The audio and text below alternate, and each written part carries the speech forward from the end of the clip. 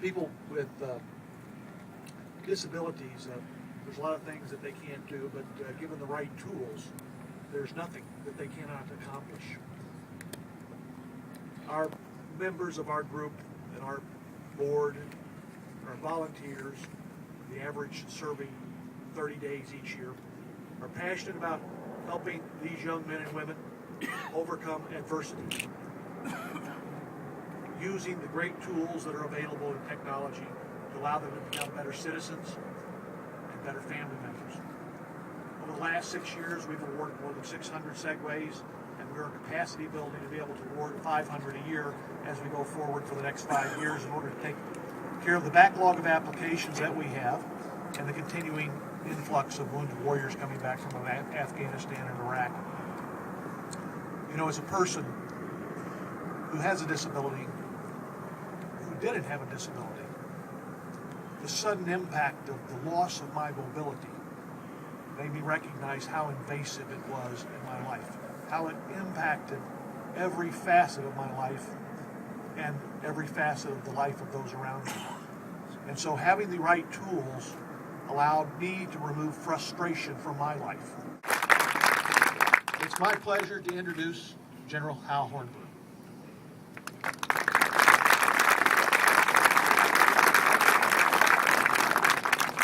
Thank you, Jerry.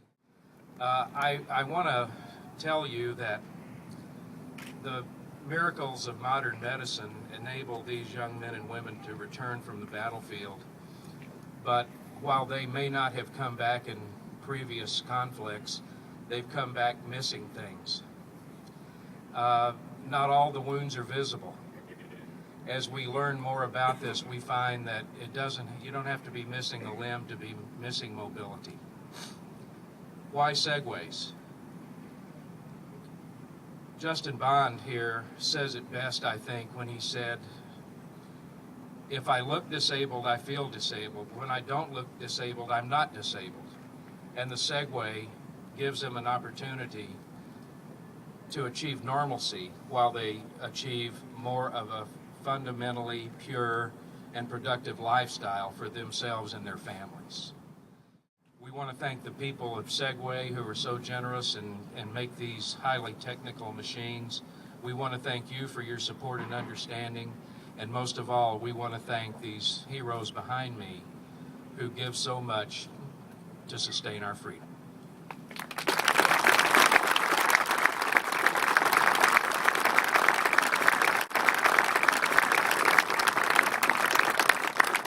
Thank you, General Hornburg. Next, please welcome Congressional Medal of Honor recipient, Colonel Barney Barnum. Yeah. Thank you very much. First of all, to these great men and women behind me, pardon my back, but that's the way I'm made. I can think of no better setting to gather today to honor these great combat warriors than on the flight deck of a ship that has a history that makes our Navy and our country proud. We have two other areas that we gather to distribute Segways, and one is at the Alamo in San Antonio, and the other is at the Marine Corps War Memorial, the Iwo Jima statue in Washington. And you know, when we gather on those hallowed grounds in Washington and we look out, it's not just a war memorial, but we see our capital. And it is a reminder, as being on this ship today, what serving our country is all about. I want to remind you that the men and women behind me that we honor today volunteered to serve in the armed forces. They didn't have to serve. And they knew when they raised their hands that they were going to see combat. And they still volunteered. They trained hard. They left the shores of this great country to do what our country asked them to do. And that's what being here today is all about, for us to say thank you to them. We've given them some mobility back that they sacrificed doing what our country asked them to do. I know you were all very moved when they were introduced and came across the stage. I was. And you may say, what can I do to show my appreciation? Well, I'll tell you what you can all do. You can stop, pause, and reflect on how fortunate you are to live in the greatest country in the world, the United States of America. How fortunate we are that we have young men and women like this. Tom Brokaw talked about the World War II, the greatest generation. Well, I want to tell you all, you're looking at the newest, greatest generation of our country.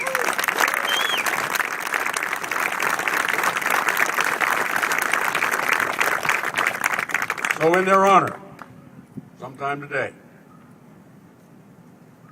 pause, reflect on who we are, what we all stand for, and what the men and women of the armed forces have sacrificed over 230 years now, so that we can gather in peace and security in a spot in San Diego on the flight deck today.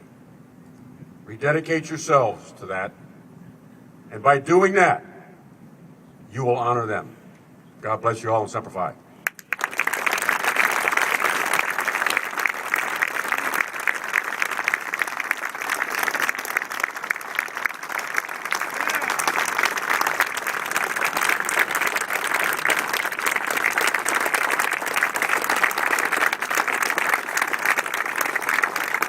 Ladies and gentlemen, thank you.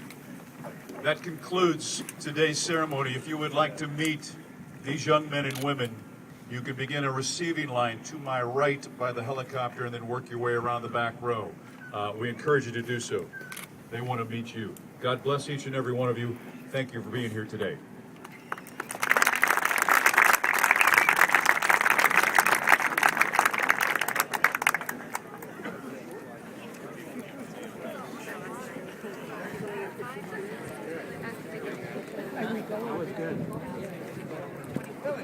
Yeah, eventually I am. I'm going to wait for the crowd.